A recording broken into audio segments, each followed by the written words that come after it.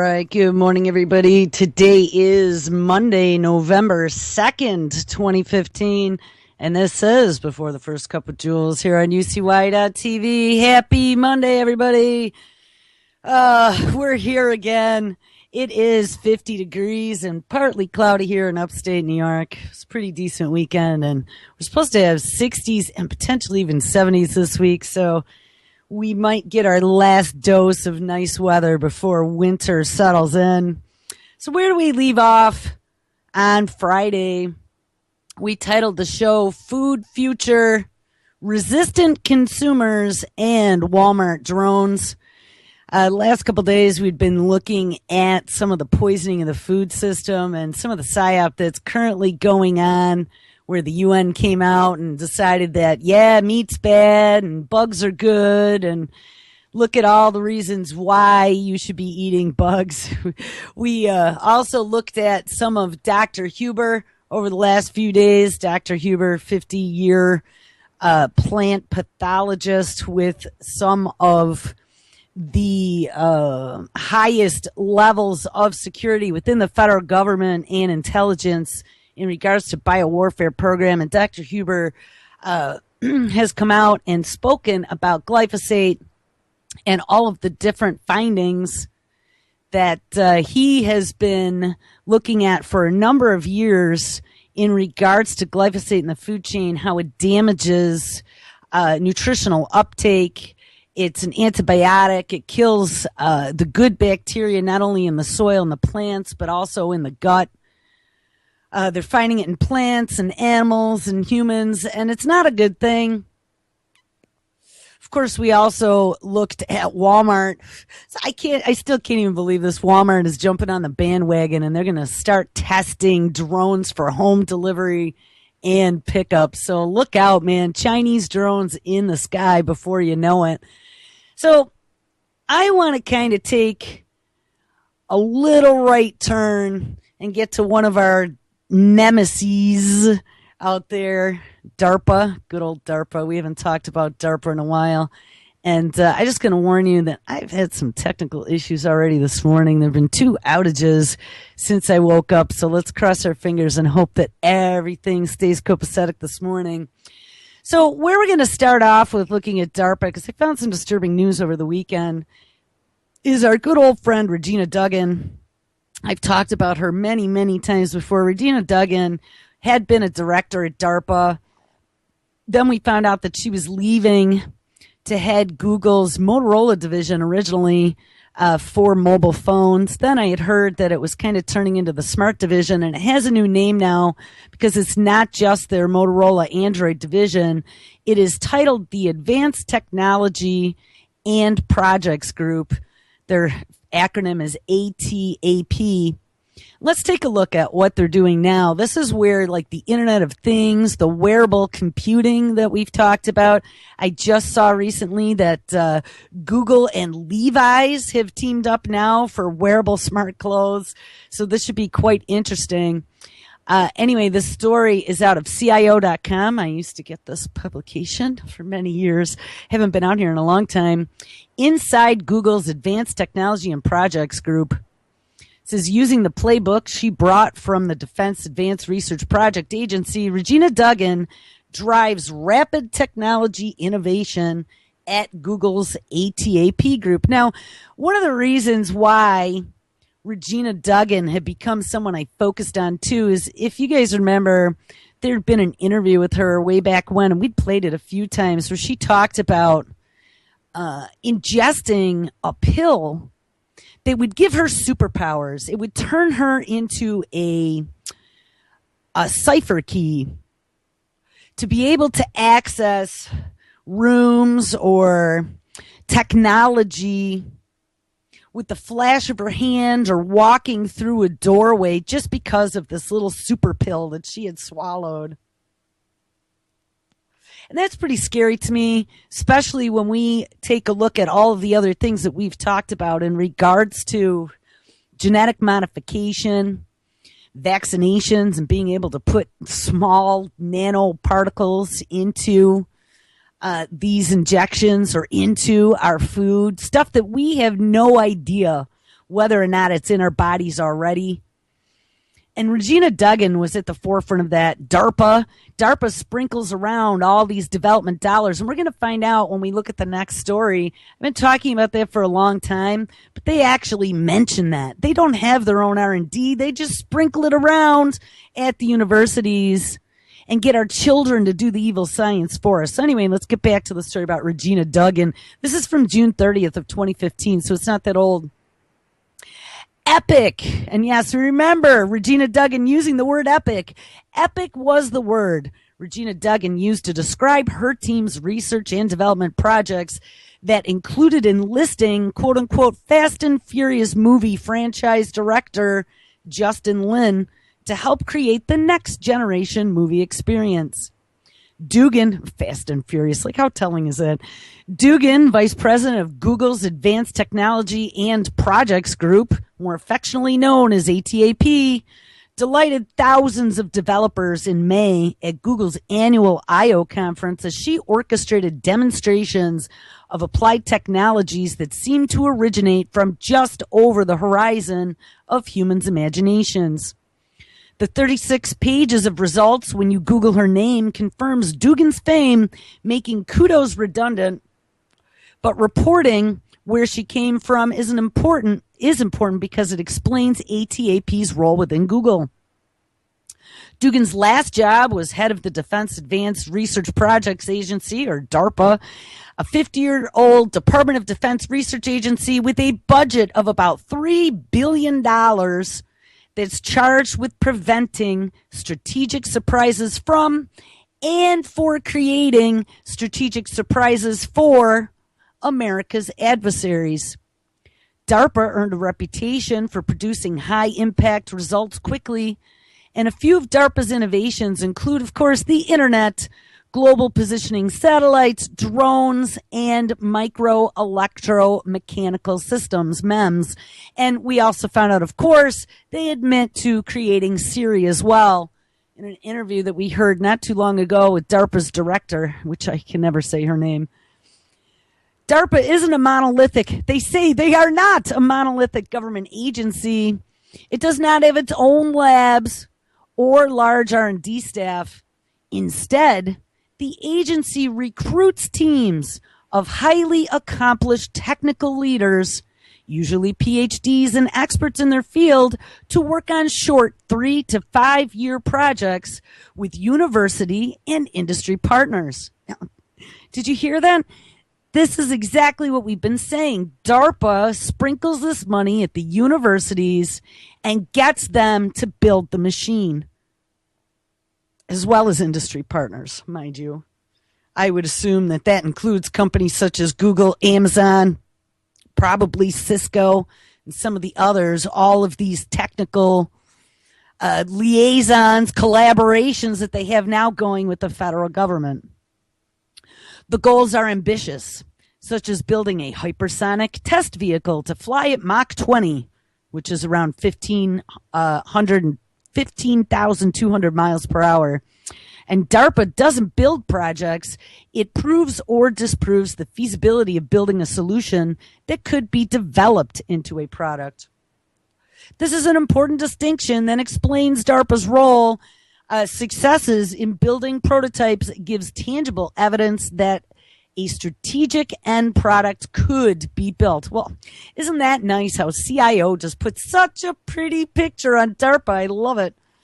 Dugan joined Google to create the ATAP group, where she could apply the DARPA model to speed Google's strategic research projects. And don't forget, we have Google, Dugan, and then who came in after that? Good old Kurzweil is their head of engineering with his transhumanist agenda, working on his AI.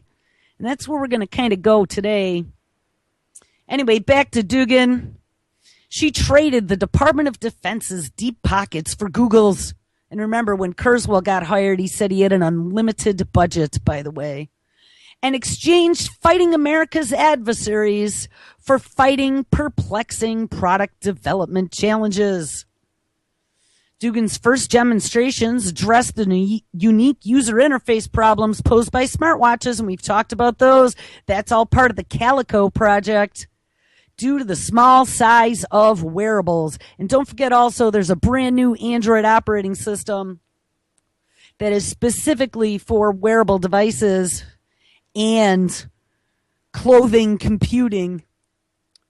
The tiny or in some cases non-existent wearable screens essentially call for new user interfaces.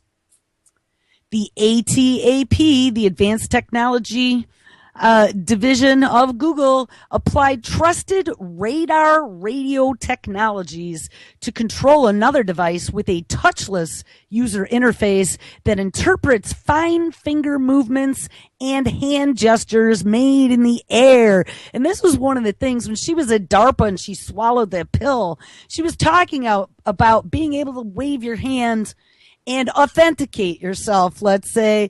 Well, look at now they're using some sort of radar radio technologies. And this is just some really insane science fiction stuff with very large budgets and all the smartest minds working to enslave us. The prototype device shown at this I/O conference in May captured the radar reflection of a movement and applied machine learning for accurate recognition. So, I mean, they're even using machine learning and AI to be able to interpret hand motions now. Not just facial 230-point recognition, and now they can even detect your moods, but also detect your hand motions. And any movement interpreted by the radar UI can be a metaphor for any input, such as up, down, make a call, or take a photo. And I remember seeing some of the research they were doing in that in regards to controlling drones at one point in just using hand motions. It says an example of one such metaphor was demonstrated with a thumb and forefinger twirling motion in the air that reset the time on a digital clock display. And then they have a little video here, which I'm not going to play right now. We can dig into this. This really isn't my focus for today. Second demonstration during this conference was of wearable products, codenamed Project Jacquard, as in cloth. How to weave a multi-touch input panel like a mouse pad into regular cloth using existing textile industries processes. And I bet this is where the whole Levi's project comes in. Now, multi-touch has been around since IBM's first experimented with it back in the 1960s, and it is now used in every touchpad and touchscreen.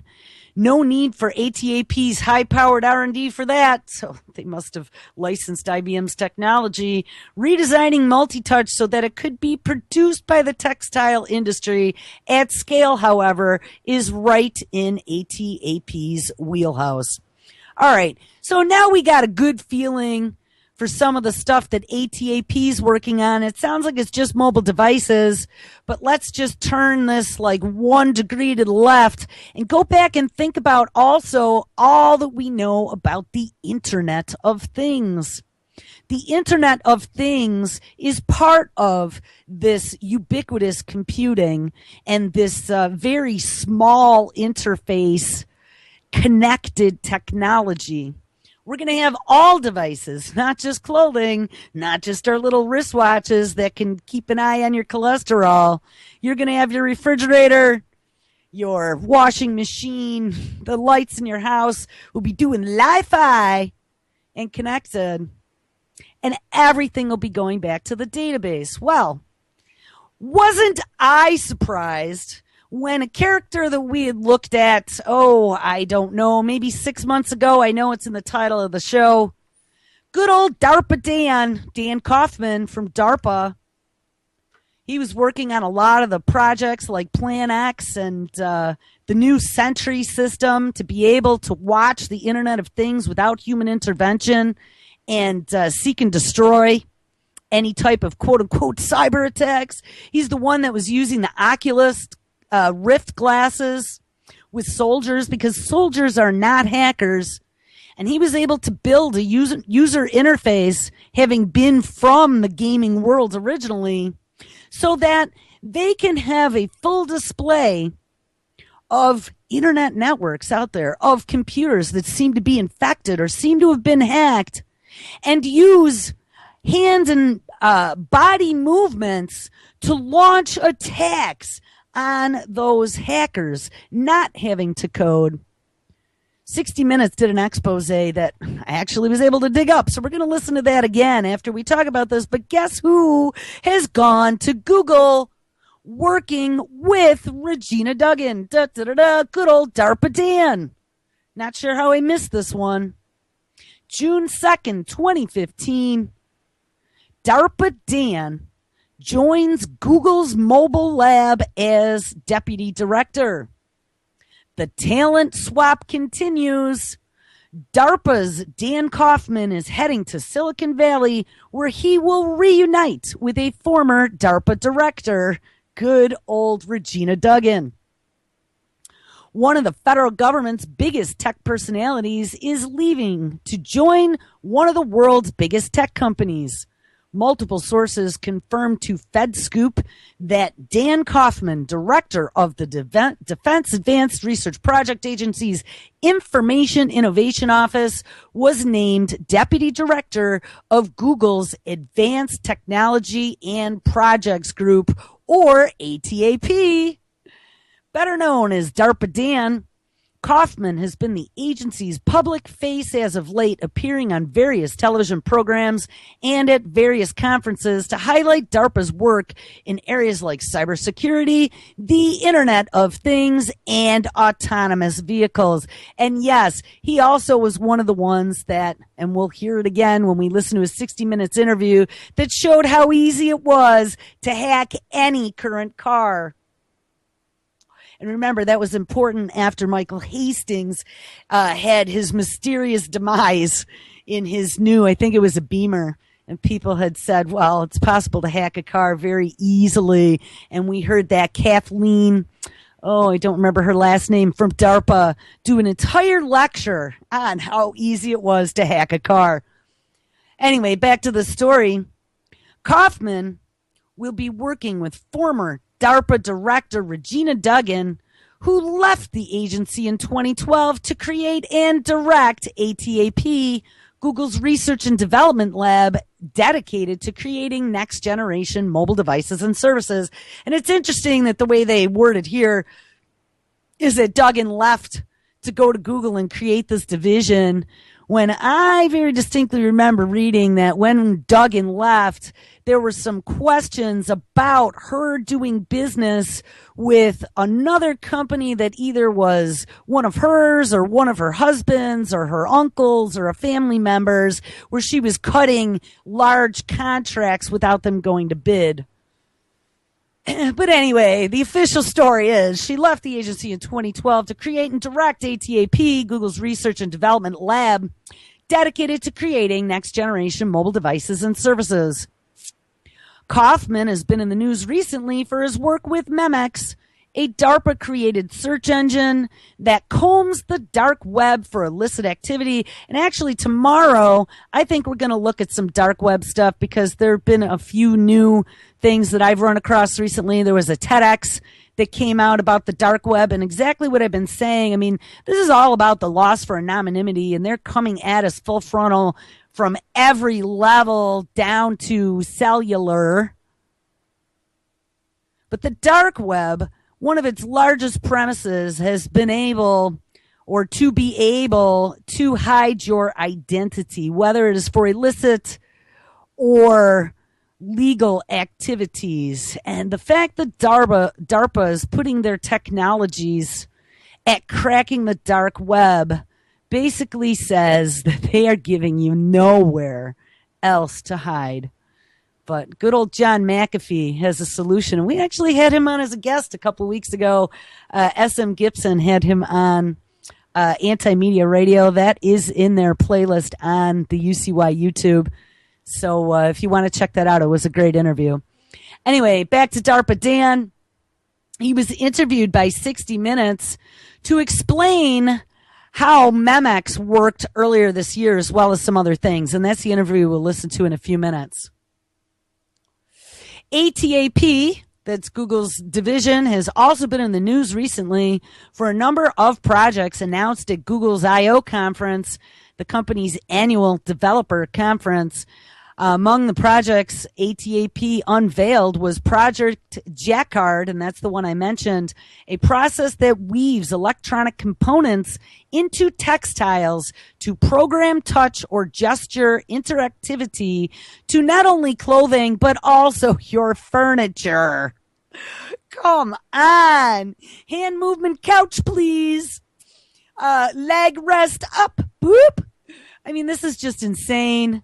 I really don't want to live in George Jetson's living room. Other recent projects to come out of ATAP are Project Aura, which is a customizable smartphone that users can build piece by piece. And yes, that was one of the first projects I read about that Dugan was working on.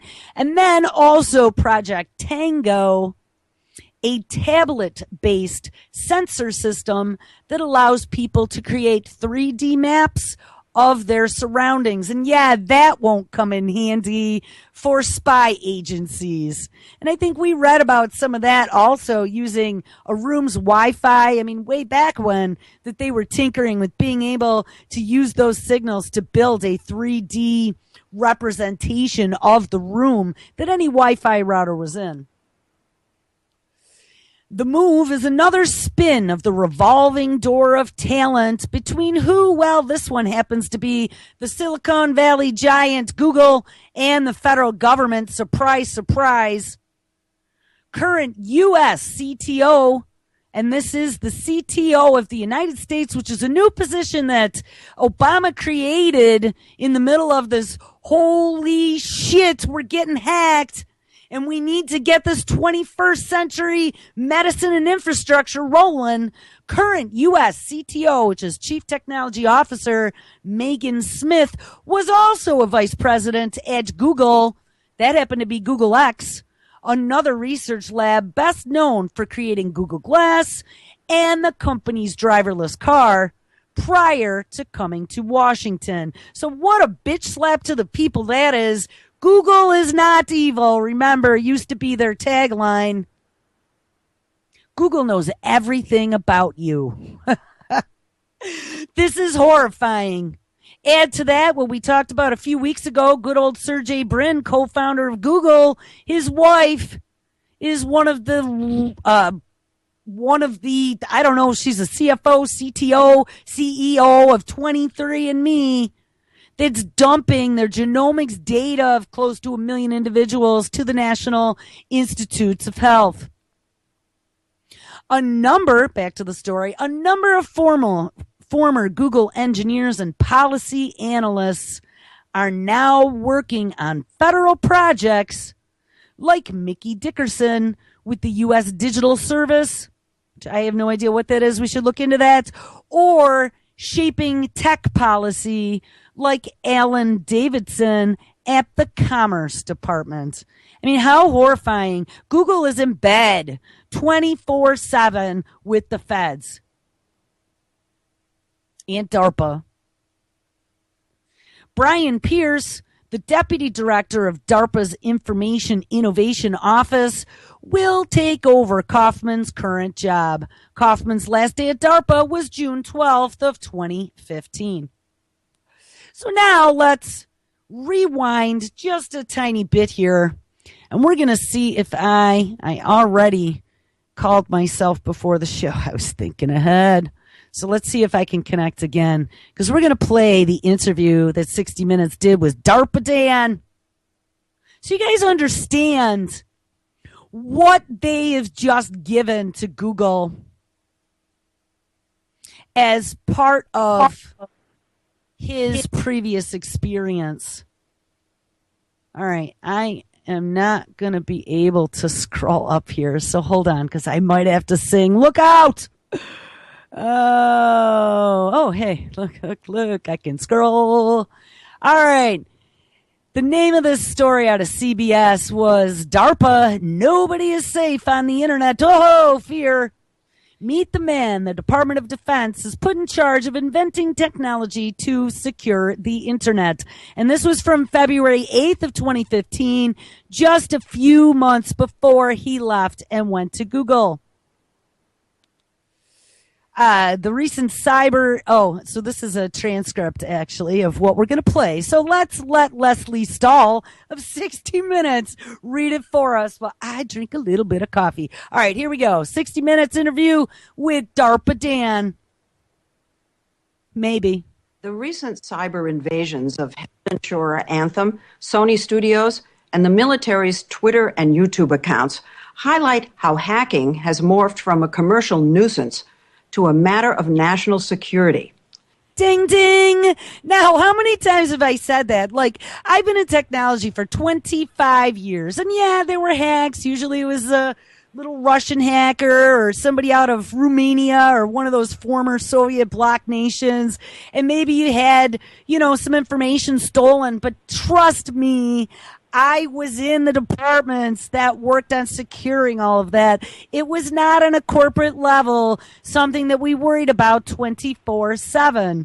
You kept your eyes on the logs, but it was not this complete and utter fear-based, the hackers are coming to get us. But look, oh my God, they hacked some huge health insurance companies, then some government agencies. They got, and this must have been before the federal employee office as well, and they also got all the records for undercover agents as well as fingerprints. Holy shit.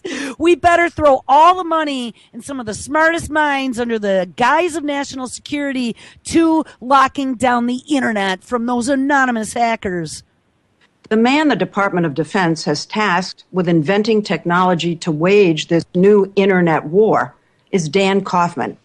He heads the Software Innovation Division of DARPA, the Defense Advanced Research Projects Agency, in charge of maintaining our military technological superiority. It makes sense that DARPA is working on this.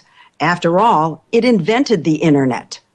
But yes, well, after all, it invented the Internet and brain computer interfaces and all this other push button joystick to get dopamine or adrenaline into a soldier's brain when he's showing fear. I mean, this is really, really, really scary when you look at Google. DARPA and Kurzweil are all working together with the federal government, the National Institute of Mental Health. Remember, the director from there just moved over to one of Google's new ancillary companies within Alphabet. Kaufman is an unexpected choice. He's not a general or a scientist or engineer. He's a video gamer. Call him DARPA Dan. And he says it's only right that the agency that brought us the Internet find a way to secure it. The story will continue in a moment. How common are attacks, cyber attacks against the U.S. military? It's common. It's common, a lot. Oh, yeah. Every day? Every day. Dan Kaufman has been monitoring the rising cyber threat for 6 years as the head of DARPA's Information Innovation Office in Arlington, Virginia. The number of attacks is dramatically increasing. The sophistication of the attacks is increasing. So my job is not to wait for something catastrophic to happen and then say, oh, goodness, we should do something. My job is to say, I see this trend line going. I want to be way ahead of this line. Do you consider dealing with cyber war your main mission? No, I don't. It's not my main mission, but it's about half my office. So half your office is dealing with this. Is absolutely both. Cyber war, no less. I mean, remember when Obama came out and said that when the Sony hack happened, and they, of course, pointed to the Chinese, that a cyber attack is an act of war. That was when it became national security. We had good old Keith Alexander from the NSA. We did a 2 or 3 day expose last summer on him. We read, it was a very large story out of Wired magazine. Look it up and understand where the internet became a war field. Offense and defense. One of their defensive inventions is this ambitious prototype that, when in operation, will be able to scan the military's global computer network and zero in on any machine that may have been hacked. Now, this is called Plan X. And, you know, when they're outlining this, and we'll hear this in a second, they are working on a Surface computer. If you've ever seen them, it looks like the old school arcade Pizza Hut video games where you'd sit down at the tabletop and you would play, except now it's all touchscreen. Microsoft is the one who came out with the Surface computing, but it's all touchscreen, zoom in, zoom out, and they have maps of the United States, and you could zoom out to the globe, and they show all these nodes on the network, and then they're saying, of course, it's military, but it could be anywhere. It could be the internet, for that matter, showing machines that are quote unquote compromised. Well, you know what? This very easily could be your machine, my machine, anyone who's had a tag put on it as a quote unquote insurgent. Yellow nodes are the ones that are running our software, and blue are the ones it's interrogating or asking. Within seconds, the compromised computers pop up as red dots. And the idea is that these computers have been hacked. Yes. And someone has control of them and is taking secret information away from the military. Exactly right. And before, as you saw, it would be completely invisible to us because you're hiding among tens of thousands of computers around the world. Now, you and I can see this very quickly, and we know exactly what's going on. Stunning. And in just a couple of minutes. Yes. Or less even. More than that, from here, you could absolutely start. I could say, let's shut that computer down. Let's quarantine that computer off. Ding, ding, ding, ding, ding, ding, ding, ding. You know, all the weird computer problems that everybody has. Plan X is what I think is going on. You know, they can literally see the entire network, whether it be, like he's saying, well, it's the military network, but they could then turn this whole thing on its head and point it at the internet. And the machines that have been, quote unquote, compromised show up in red. Well, we found out back, let's go even 3.5 or 4 years ago, that the Department of Defense has been working with companies such as the hacking team to be able to find vulnerabilities in applications such as Adobe Flash, and then they insert little backdoor programs to do spying and suck data off your machine. Well, that most certainly would show up as a compromise, and then like he just said, you can turn those machines off or quarantine them. How many of us haven't had major issues being cut off the internet, not being able to get somewhere, everything going into slow-mo? It looks like a video game. That's not entirely an accident. Before DARPA, Kaufman made a fortune running several cutting-edge video game companies. His only military experience is make-believe. He helped invent the popular war game series Medal of Honor. And then 9/11 happened. And it shocked me to my soul. And I thought, I've lived incredibly well off this country. And I can't even believe he then invokes 9/11. He says, and then 9/11 happened. Yes, of course. Let's make sure we reinforce that. I want to give something back, but I have no idea how to work for the government. I mean, I had never thought about it. I'd never been to Washington, D.C., and I did what all nerds do. I went to Barnes & Noble. And I got a big book. It said government jobs. It was a big book. And I thumbed through it. And I said, I will find something and I will donate some time. And I decided I would hunt serial killers. So I cold called the FBI. Oh, and then he decided he'd hunt serial killers. That's how he'd give back after 9/11. I mean, what? I'm sure I'm still on a list somewhere. And I said, you don't know me, but I want to do this. And they told me I was too old. 38 at the time. He missed the cutoff age for agents by 1 year. But eventually, his resume got noticed by the Department of Defense. It saw an advantage to bringing in someone familiar with the language and hardware of video games. Ooh. Like this virtual reality Oculus Rift headgear he's experimenting with. So you're just using joysticks. You're just doing what any kid playing a video game would be doing, right? That's exactly right, except moving them into the world of actual science and real cyber defense. Now DARPA Dan has top secret clearance. Though his department looks like an arcade. He has a team of 25 brainiacs and a budget of $500 million a year. Is everybody given a lot of freedom to pursue what they're interested in? Yes, you're given tremendous freedom. The only constraints on you are, one, it has to do something to help national security, so make the world a better, safer, more secure place. So you're working for the military. Absolutely. Okay, We're part of right. the Department of Defense. And two is we don't do incremental improvement. So the idea is it has to be something really revolutionary. You know, what is just so unbelievable about this, and we talked about this quite a number of times, how back when I worked in distribution, way back in the early beginning days of consumer internet, the day that we had a game show up skewed on our system that had a manufacturer name of the Department of Defense, and a bunch of us all raised our eyebrows and went, huh?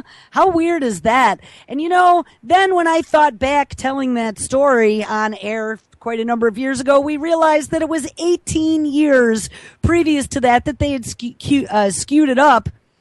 And what they've done is created generations now of soldiers that are good at manipulating joysticks and playing video games and immersing themselves in this virtual reality that bleeds between reality and fiction. And look how we have drone pilots now sitting in a room with a joystick and a computer screen. Well, this is how now they're going to make all of this military technology. And I blame this on good old DARPA Dan taking advantage. I mean, it was no mistake that they brought in a video game designer. This man is working on artificial intelligence software that would detect a hacker attack in real time and plug it in milliseconds with no humans involved. Yes, that's the beginnings of Skynet. If such technology had been available to Sony, that breach from North Korea could have been plugged right as it happened. Oh, North Korea, that's who it was, yeah. North Korea attacked Sony because of the movie, some dumb movie they were releasing. When DARPA first invented the internet 50 years ago, they just didn't imagine hacking would become such a problem. Of course not. That be fixed? Or do we just have to throw this one out and build a whole new internet from scratch with security built in? I don't... Can the internet be fixed, or do we just have to throw this one out and create a whole new one with security built in? I mean, anyone who has known the internet from the beginning knew that it was never meant to be secure. But I almost think that that was on purpose, because they wanted everybody to dump everything about themselves out there and feel that it was freewheeling until the day they were ready to take control. I think the internet is broken. I think the things we put on the internet are broken. What we're doing is we're putting a lot of devices on it that are unsecure. And like what? Give me an example. Pretty much everything. Now, you can control everything in your house with a smartphone. Our devices are increasingly connected online in what's called the IoT, the Internet of Things. Unlock garage side door. Affirmative. Unlocking garage side door. Today, all the devices that are on the Internet of Things, are fundamentally insecure. There's no real security going on. Always on, connected home. So, you know, I mean, this whole fear mantra of hackers under every bed and in all of our closets, right? We've been talking about that for the last year now. Now they're going to use that red button issue in the name of national security, in the name of bringing together the federal government, the technology companies, and a big fat revolving door to lock it all down. connected homes could be hacked and taken over. What is the house temperature? There are already horror stories of this happening to baby monitors and smart kitchen appliances. So if somebody got into my refrigerator through the internet, then they would be able to get into everything, right? Yeah, that's the fear, right? So the fear is as everything becomes networked, right? So first, maybe they can mess with the refrigerator. You think, well, that's bad. It's not that horrible. Your milk will go bad. Or it's sort of prankish, right? Yeah, prankish. But that refrigerator, of course, as everything becomes networked, well, maybe that also happens to talk to your garage door. Or even to your car itself. How many computers do you think is in a car like this? Somewhere between 30 and 50. Kathleen Fisher, a DARPA veteran, says a modern car is really a computer on wheels. Kathleen Fisher, that's the DARPA woman's name, who showed how easy it was to hack a car after Michael Hastings' untimely death. And yes, interestingly enough, Kathleen Fisher says that a car is a mobile computer, and we found that out under DCMA. They want to prevent you from fixing your own car because you touching the software might damage something. You've seen the ads of your GPS or smartphone linked to the dashboard. But this way, your car could be hacked and taken over remotely. There we go. They showed us. Might look at the dashboard there. What am I looking? Through the steering wheel. Ready, Leslie. All right. This is a regular new car. The masking tape is only there because we agreed to obscure its make and model. We'll give them the illusion they control the car for now. Kaufman has been... We'll give them the illusion they control the car for now. I mean, talk about, like, putting a threat out there. When I first saw this video, I was like, wow, are they threatening people by showing how easy it is to stop the brakes from working, which we'll see here shortly, or accelerating the car, whoops, through a stop sign in busy traffic? Is this a threat to any of those who are going to stand up and say something or try to do something? Is this showing us that we don't have any way to protect ourselves? Been working on this for 5 years with multiple research teams. You want to hit the fluids? Oh my gosh. There we go. There we go. What's that? That's the windshield wiper fluid. No, wait. So this is something that a hacker hits. That's right. A hacker. Like, obviously, you didn't turn on the windshield wiper. Using a laptop, the hacker dialed the car's emergency communication system and transmitted a series of tones that flooded it with data. As the car's computer tried sorting it out, the hacker inserted an attack that reprogrammed the software, gaining total remote control. How frightening is that? I mean, don't you think that maybe, just maybe, when they decided to put computers into cars back, I don't know, the 80s or the 90s, that they should have thought about making sure it couldn't be hacked? This is really frightening. And, you know, of course, once they did this expose, I'm sure exploits are out there everywhere. Oh my God. The horn. They're doing that. They're doing the horn. They could control the gas, the acceleration. They That's could right. control the braking. That's right. And they could do this from anywhere in the world. When they come out and they are facing straight there, like away from us, just saying, we'll just slam on the brake. Yeah, sure. Oh. And they're stuck. She is stuck dead. Yep. Oh my God.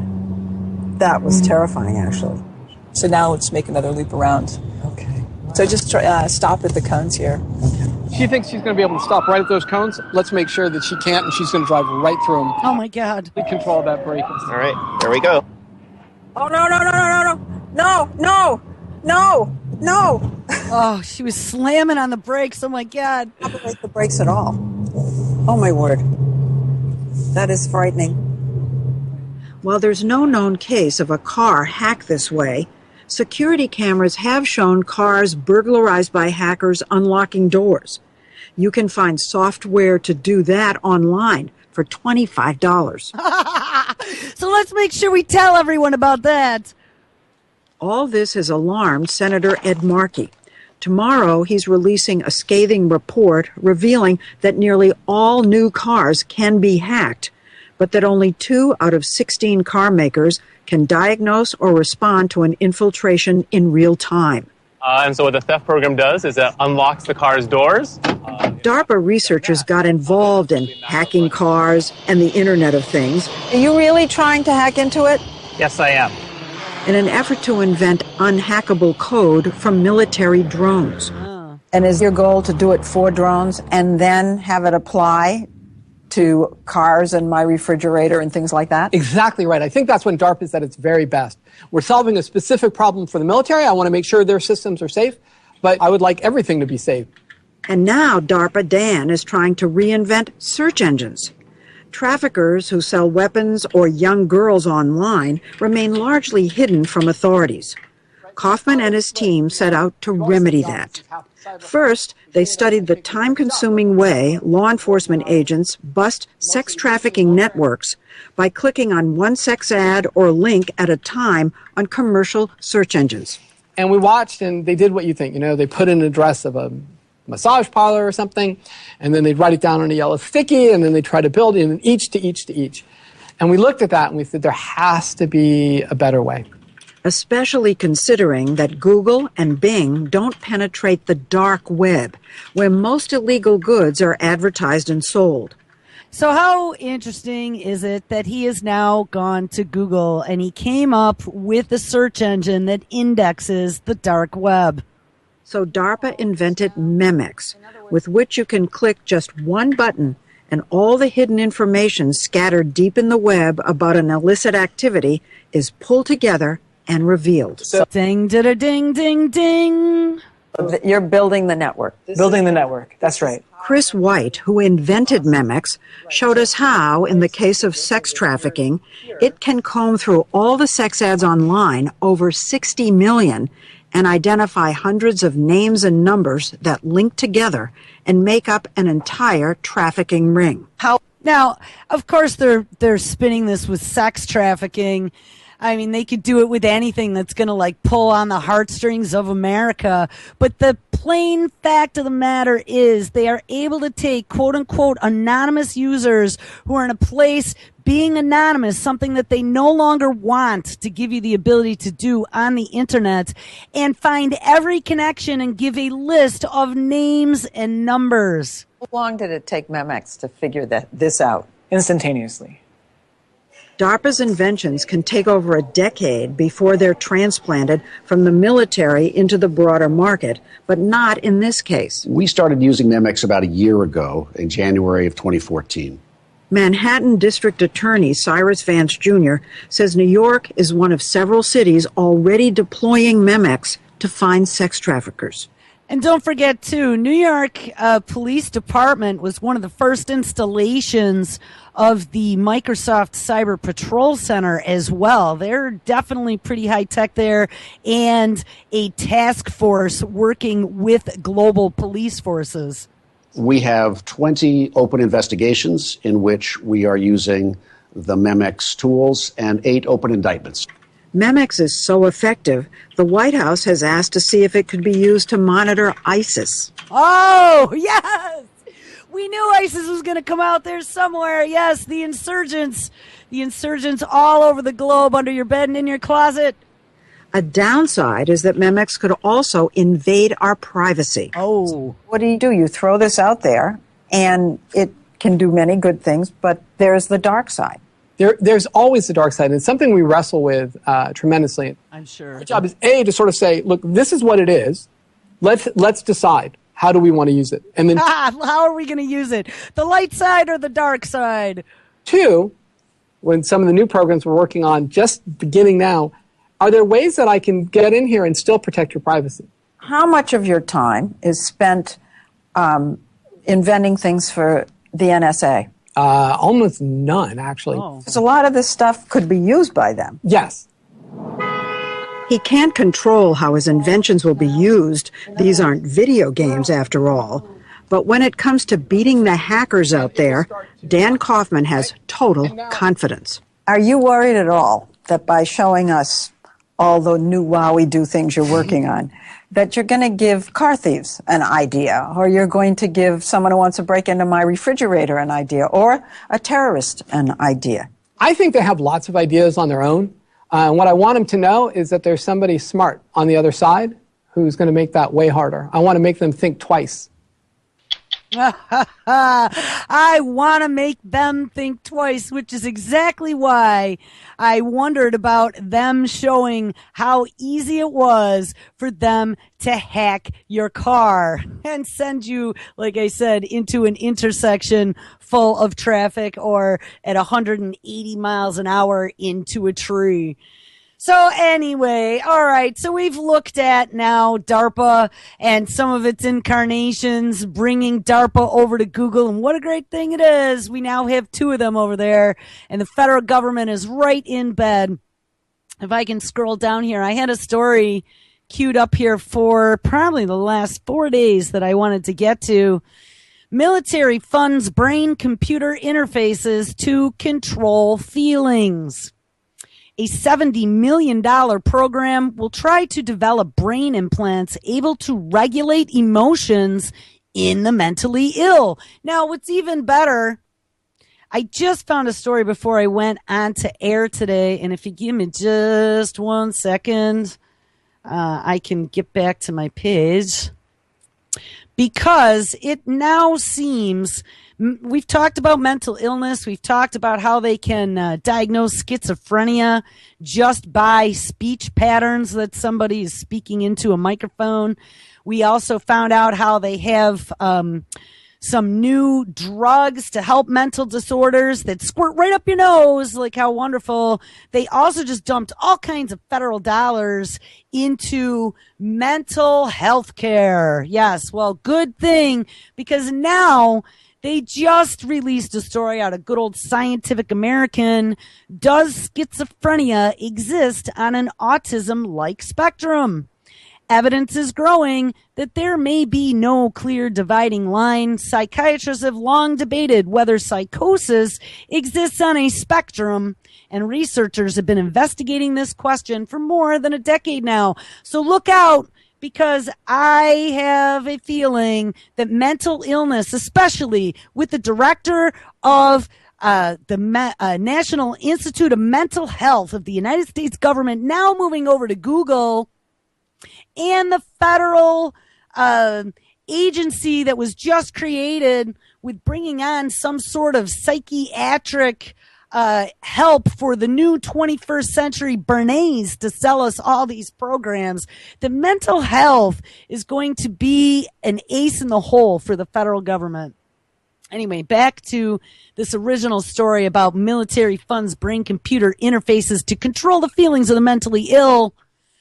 Researcher Jose Carmina has worked for years training mock monkeys to move computer cursors and robotic limbs with their mind, and he does so by implanting electrodes into their brains to monitor neural activity. Now, as part of a sweeping $70 million program funded by the U.S. military, Carmina has a new goal: to use brain implants to read and then control the emotions of mentally ill people. Read and control. And remember, we just did a story last week, first time ever, National Geographic aired live brain surgery of an implant. They want to normalize this. They can fix you. Says this week, and this was May of 2014, this week, the Defense Advanced Research Project Agency, more affectionately known as DARPA, awarded 2 large contracts to Massachusetts General Hospital and the University of California, San Francisco, to create electrical brain implants capable of treating 7 psychiatric disorders, including addiction, oh, look out, addiction, depression, and borderline personality disorder.